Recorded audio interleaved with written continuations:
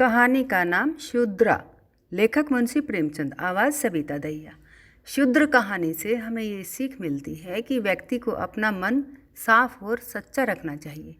किसी कार्य को करने के पीछे यदि आपकी नीयत नेक होती है तो नियति आपके साथ कभी बुरा नहीं करती। गांव के सिरे पर एक माँ बेटी झोपड़ी में रहती थी। माँ विधवा थी तो बेटी कुंवारी। घर में और कोई आदमी न था। बेटी गोरा बाग से पत्तियां बटोर कर लाती तो माँ बाहर झोंकती। इससे सेर भर अनाज मिल जाता तो दोनों खाकर सो पड़ती थी। इसी से उनका गुजर बसर हो रहा था। हर माँ की तरह गोरा की माँ को भी हमेशा यही चिंता रहती थी कि किसी तरह उसकी बेटी की सगाई हो जाए। पति के मर जाने के बाद गंगा ने कभी दूसरा घर नहीं बसाया, न ही कोई रोजगार शुरू किया था। तब भी माँ बेटी सुकून से रहती थी। इस बात को लेकर गांव के लोगों को माँ बेटी पर संदेह होता था। सबके मन में यही सवाल आता था कि दोनों स्त्रियां कोई धंधा नहीं करती, कोई मर्द भी नहीं है, तो फिर ये इतने आराम से कैसे रहती हैं। कभी इन्हें किसी के सामने हाथ फैलाते भी नहीं देखा। कुछ न कुछ गड़बड़ जरूर है। शूद्रों की बिरादरी बहुत छोटी होती है। 5-10 कोस से अधिक उनका दायरा नहीं होता। आखिर क्या कारण है कि कोई गोरा से शादी के लिए तैयार नहीं होता। गोरा की शादी के लिए माँ बेटी ने साथ कई तीर्थ यात्राएं की। उड़ीसा तक हो आए, लेकिन कुछ हल नहीं निकला। गोरा सुंदर और सुशील थी, लेकिन किसी ने उसे कुएं पर हंसते बोलते नहीं देखा था। उसकी निगाहें कभी ऊपर न उठती थी। उसकी ये हरकत गांव वालों के शक को और मजबूत करती थी। सभी को यही लगता कि कोई स्त्री इतनी सती कैसे हो सकती है। दिन गुजरते गए। गोरा की माँ चिंता में घुलती जा रही थी। उधर गोरा की सुंदरता, उसकी जवानी गांव वालों की नज़रों में चुभ रही थी। एक परदेशी गांव से दूर नौकरी की खोज में कलकत्ता जा रहा था। 10-12 कोस दूर पहुँचते उसे रात हो गई। उस समय वह एक गांव में पहुंचा था। वह लोगों से किसी कहार का घर पूछते हुए गंगा के घर पहुंचा। परदेसी को देख गंगा बहुत खुश हुई। गंगा ने उस परदेसी से उसका नाम पूछा तो परदेसी ने बताया कि उसका नाम मंगरू है। इसके बाद गंगा ने मंगरू का खूब आदर सत्कार किया। उसके लिए अच्छे पकवान भी बनाए। धीरे धीरे दोनों की बातचीत भी बढ़ने लगी। इसी दौरान शादी की चर्चा भी छिड़ गई। मंगरू नौजवान था, तभी उसकी निगाह गोरा पर पड़ी। गोरा एक सुंदर और शांत हाव भाव की लड़की थी, जिसे देखते ही मंगरू भी मोह में पड़ गया और वह झट से गोरा से सगाई के लिए मान गया। उसने 2-4 गहने खरीदे और कपड़े उधार लेकर सगाई कर ली। गंगा बेटी दामाद को अपनी नज़रों से दूर नहीं करना चाहती थी, इसलिए दोनों गंगा के साथ ही रहने लगे। 10-15 दिन भी नहीं बीते थे कि मंगरू के कानों में कई तरह की बातें पड़ने लगी। बिरादरी के अलावा दूसरी जाति के लोग भी कई तरह की बातें करने लगे। मंगरू इन अटकलों से परेशान हो गया था, लेकिन वह गोरा को छोड़ना भी नहीं चाहता था। एक दिन बाद मंगरू अपनी बहन के घर गया। बहन ने खाना परोसा। मंगरू ने बहनोई को साथ खाने के लिए कहा। बहनोई बोला, तुम खा लो, मैं बाद में खा लूँगा। मंगरू को कुछ संदेह हुआ। उसने साफ पूछ लिया कि आखिर बात क्या है। बहनोई बोला, मैं तुम्हारे साथ नहीं खा सकता।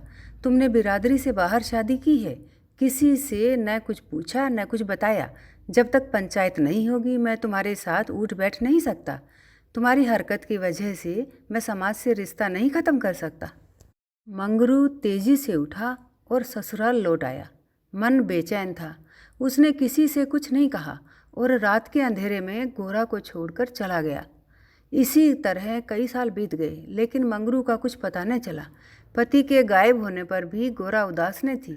वह हंसती खेलती, मांग में सिंदूर लगाती, रंग बिरंगे कपड़े पहनकर तैयार होती थी। अपने पीछे मंगरू एक भजन की किताब छोड़ गया था। खाली समय में गोरा उस किताब से कोई भजन गाती थी। पहले गोरा गांव की औरतों से ज़्यादा मिलती जुलती नहीं थी। दरअसल उसके पास उन स्त्रियों से बात करने के लिए कोई विषय ही नहीं होता था। गोरा के पास अब गृहस्थ जीवन की ढेरों बातें थीं, जिसकी चर्चा वह गली मोहल्ले की औरतों के साथ करती थी। वह सभी को बताती कि मंगरू कितना अच्छा सहनशील है। तब भी वहाँ मौजूद एक स्त्री ने पूछ लिया, गोरा, मंगरू तुम्हें छोड़कर क्यों चला गया? गोरा कहती, मर्द कभी ससुराल में रह सकता है भला? बाहर जाकर पैसे कमाना ही मर्द का असली काम है। वहीं जब कोई गोरा से ये सवाल करता कि मंगरू खत क्यों नहीं लिखता, इस पर गोरा मुस्कुरा कर कहती, अपना ठिकाना बताने से डरते हैं, जानते हैं कि गोरा सामने आ पहुँचेगी। सच कहूँ तो मैं उनके बिना एक दिन भी नहीं रह सकती।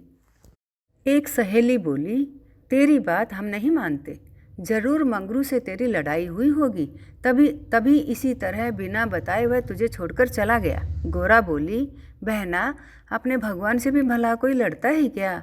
जिस दिन ऐसी नौबत आई मैं कहीं जाकर डूब मरूंगी। कई दिनों बाद कलकत्ता से एक आदमी आया और गंगा के घर रुका। इत्तेफाक से वह मंगरू का पड़ोसी निकला। उसने कुछ पैसे और 2 साड़ियाँ गोरा के हाथ में थमाई और बोला कि मुझे मंगरू ने तुम्हें लेने भेजा है। ये सुनते ही गोरा की खुशी का ठिकाना न रहा। वह फटाफट जाने के लिए तैयार हो गई। गांव की औरतों से मिलाई और सबको अपने जाने की खबर दे आई। बेटी के जाने से गंगा मायूस थी, लेकिन साथ ही खुश भी थी। रास्ते भर गोरा के मन में हजारों अच्छे बुरे ख्याल आते रहे। बीच बीच में उसे अपनी माँ के अकेलेपन की भी याद आती थी। डर सताता कि बेचारी अम्मा अकेले कैसे रहेगी, सारा काम अकेले करना पड़ेगा, बूढ़ी दिन भर रोती रहेगी। इसी उधेड़ बुन में रास्ता कट गया। लगभग 3 दिनों बाद गाड़ी कलकत्ता स्टेशन पहुंची। गोरा का दिल जोर से धड़क रहा था। वह प्लेटफॉर्म पर उतरकर मंगरू का इंतजार करने लगी। बूढ़ा बोला, मैंने आसपास सभी जगह देख लिया, लेकिन मंगरू तो कहीं दिखाई नहीं दे रहा है, शायद अब तक आया नहीं है। गोरा घबरा गई। तभी बूढ़ा बोला, चलो हम डेरा पर चलते हैं। उसे मालूम नहीं था कि हम कौन सी गाड़ी से आ रहे हैं। ऐसे में भला उसकी राह देखने से कोई फ़ायदा नहीं। गोरा बात मान गई और दोनों तांगे पर सवार होकर चल दिए। यह पहली बार था जब गोरा गांव से बाहर निकली थी। उसकी आंखें इधर उधर चीज़ों को निहारने में लगी हुई थी। अचानक तांगा एक सुंदर और विशाल भवन के सामने रुका। गोरा उतरी और तेजी से सीढ़ियों के सहारे ऊपर चढ़ने लगी। मंगरू से मिलने की थोड़ी भी देरी उसे बर्दाश्त नहीं हो रही थी। तभी बूढ़े ने पहली मंजिल के एक कमरे की ओर इशारा करते हुए कहा, यह मंगरू का कमरा है, जाओ, वह अंदर ही पड़ा होगा। गोरा अंदर गई, लेकिन कमरे में कोई न था। कोने में खाट और 4-5 बर्तन पड़े हुए थे। वह बाहर आई और बूढ़े को बताया। बूढ़ा बोला, मंगरू काम पर गया होगा, शाम को लौटेगा, यहाँ वह किराए पर रहता है। कमरे में मंगरू को न पाकर गोरा थोड़ी मायूस हो गई, लेकिन शाम को मिलने की सोच कर मुस्कुराई और साफ सफाई करने में लग गई। उसने कमरे में झाड़ू लगाया, बर्तन धोए, नहा धोकर शाम का इंतज़ार करने लगी। राह देखते देखते देर शाम हो गई, लेकिन मंगरू का अब तक कोई पता न था। गोरा का मन फिर घबराने लगा। घना अंधेरा छा गया था, परंतु कमरे में एक दीपक तक न था। जब भी किसी की आहट होती तो गोरा को लगता मंगरू आया होगा, लेकिन दरवाजे पर कोई दस्तक न होती थी। कुछ देर बाद दस्तक हुई। गोरा दौड़ी और दरवाज़ा खोला। सामने बूढ़ा खड़ा था। गोरा बोली, वो अब तक आए क्यों नहीं? बूढ़ा बोला, अभी मैं मंगरू के दफ्तर से ही लौटा हूँ। साहब ने बताया कि मंगरू का ट्रांसफ़र हो गया है। मंगरू ने साहब से कई मिन्नतें की, लेकिन किसी ने उसकी एक न सुनी और दूसरी जगह भेज दिया। मैं दफ्तर से उसका नया पता ले आया हूँ। कल सुबह तुम्हें जहाज़ पर बैठा दूंगा, फिर तुम अपने मंगरू के पास चली जाना। गोरा घबरा कर बोली, जहाज़ में? कितने दिन का सफ़र होगा? बूढ़े ने कहा, कम से कम 8 दिन से 10 दिन तो ज़रूर लगेंगे, लेकिन घबराओ मत, तुम्हें कोई परेशानी नहीं होगी। तय बात के मुताबिक अगले दिन गोरा बूढ़े के साथ मंगरू के पास जाने के लिए निकली। बूढ़े ने उसे जहाज़ पर बैठाया और विदा किया। जहाज़ जैसे जैसे किनारे से अलग हो रहा था, वैसे वैसे गोरा को लग रहा था कि अब उसकी अम्मा, गांव सब पीछे छूट रहा है। चारों ओर पानी पानी देख गोरा का मन अजीब हो रहा था। अनजान जगह में मंगरू को कहाँ खोजेगी, ये सोच सोचकर उसका दिल बैठा जा रहा था। जहाज़ पर कई स्त्रियां और पुरुष सवार थे। गोरा उन्हें देख और उनकी बातें सुन रही थी। तभी उसकी नज़र एक कोने में अकेली बैठी स्त्री पर पड़ी। गोरा ने हिम्मत कर उससे पूछा, कहाँ जा रही हो बहन? ये सुनते ही स्त्री की आंखें डबडबा गई। बोली, मुझे नहीं मालूम कि मैं कहाँ जा रही हूँ, बस जहाँ भाग्य ले जाए वहाँ चली जा रही हूँ। तुम कहाँ जा रही हो? गोरा बोली, मैं तो अपने मालिक के पास। स्त्री झट से बोली, बहन, कोई तुम्हें बहला फुसला कर लाया है, तुम किसके साथ यहाँ आई? गोरा ने कहा, मुझे एक बूढ़ा ब्राह्मण यहाँ बैठा गया, मैं तो अपने पति से मिलने कलकत्ता आई थी। स्त्री बोली, किनारे पर जो लंबा दुबला पतला सा बूढ़ा था, जिसकी एक आँख फूली हुई थी, वही? गोरा, हाँ बहन, वही। स्त्री बोली, बहन, उसी दुष्ट ने मेरा जीवन बर्बाद किया है। भगवान करे उसकी 7 पुश्तों को नरक नसीब हो। उस कपटी के कारण मैं किसी को मुंह दिखाने लायक नहीं रही। अब जा रही हूँ मिस्र देश, वहीं मेहनत मजदूरी करके गुजर बसर करूंगी। ये सब सुनकर गोरा के मुंह से बोल न फूटे। वह सोचने लगी कि अब क्या करूंगी। उसने अपनी माँ, अपने गांव, सहेलियों की याद आने लगी। कुछ क्षण बाद हिम्मत करके बोली, अब क्या करें बहन। स्त्री बोली, अब यह तो वहाँ पहुँचने के बाद ही मालूम चलेगा। यह कहते कहते वह जोर जोर से रोने लगी और अपना दुख बताने लगी। गोरा ने हिम्मत दी तो स्त्री ने बताया कि शादी के तीसरे साल में उसके पति की मौत हो गई। पति के ख्यालों के साथ वह किसी तरह जी ही रही थी कि एक रोज पापी बूढ़ा वेश बदलकर भिक्षा मांगने आया। उसने सन्यासी का रूप धारण किया हुआ था। मैं उसके जाल में फंस गई और आज मेरी यह दुर्दशा है। इसने मुझे पति से मिलवाने का लालच दिया। मैं बेवकूफ़ पति से मिलने की चाह में इस बहरूपिया की बात में फंस गई और इसके साथ चल दी। आगे की कहानी मुझे नहीं मालूम। अगले दिन जब मुझे होश आया तो मैं घर पर नहीं लौट सकती थी। अब बूढ़ा मुझे यहाँ ले आया और जहाज पर छोड़ गया है। स्त्री की बातें सुनकर गोरा को समझ नहीं आ रहा था कि वह क्या प्रतिक्रिया दे। वह बिल्कुल मौन हो गई थी। मंगरू से मिलन का सपना एक झटके में टूट गया था। गोरा को इस हाल में देख स्त्री बोली, भगवान पर भरोसा और साहस रखो बहन। हिम्मत पाकर गोरा बोली, मुझे अब तुम्हारा ही सहारा है। मैं और तुम दोनों साथ ही रहेंगे। स्त्री कुछ न बोली। दोनों एकटक नीले आकाश की ओर निहारने लगी। कई घंटों बाद जहाज किनारे पर पहुंचा। सभी यात्री उतरने लगे। तट पर मौजूद एक आदमी सभी यात्रियों के नाम लिख रहा था। अब गोरा के उतरने की बारी आई। जैसे ही उसने पाँव नीचे रखा वह चौंक गई। उसके शरीर में करंट दौड़ गया। वह जड़ बन गई। न कुछ बोल पा रही थी और न ही पीछे से आवाज़ दे रहे यात्रियों की बात सुन रही थी।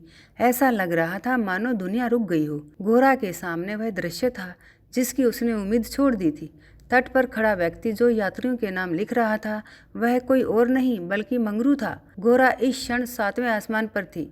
उसकी खुशी छिपाई नहीं छिप रही थी। मंगरू ने अपना हाथ आगे बढ़ाया। गोरा ने प्रतिक्रिया न दी। इतने में यात्रा के दौरान मिली स्त्री ने गोरा को कोहनी मारी। गोरा लड़खड़ा गई। मंगरू ने उसे थाम लिया।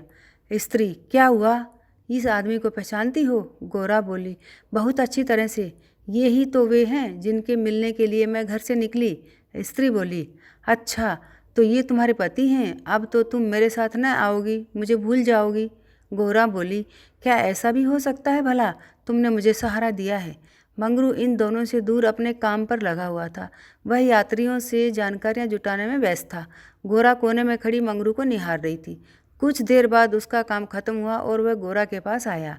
मंगरू, तुम कौन हो? क्या नाम है तुम्हारा और कहाँ से आई हो? गोरा मंद मंद मुस्कुराई और बोली, गोरा नाम है हमारा, मदनपुर बनारस से आए हैं। मंगरू ने उसका हाथ थाम लिया और आंखों में आंसू लिए बोला, भला तुम यहाँ कैसे आई? गोरा ने उसके आंसू पोंछे और चौंक कर बोली, तुमने ही तो बुलावा भेजा था, सो मैं आ गई। मंगरू को समझ नहीं आया कि गोरा क्या कह रही है। उसने बोला, मैंने कब बुलावा भेजा? भला मैं तो पिछले 7 सालों से यहाँ कैद हूँ, चाहकर भी घर नहीं जा सका। गोरा घबरा कर बोली, तुमने बूढ़े को नहीं भेजा था मुझे लाने के लिए? मंगरू बोला, बिल्कुल नहीं। गोरा का मन छोटा हो गया। उसने इस जवाब की आशा नहीं की थी। गोरा गुस्से में बोली, मैं कल ही यहाँ से चली जाऊँगी, मुझे तुम पर बोझ नहीं बनना। मंगरू बोला, अब तुम यहाँ से अगले 5 सालों तक नहीं जा सकती गोरा, यही यहाँ का नियम है। गोरा बोली, ठीक है फिर मैं अलग रहकर अपना पेट पाल लूँगी, लेकिन तुम पर भार न बनूँगी। मंगरू बोला, तुम मेरे लिए कभी बोझ नहीं हो सकती गोरा। तुम सती हो, देवी हो। जिस बूढ़े आदमी ने तुम्हें बहकाया उसी ने मुझे भी यहाँ भेजा है।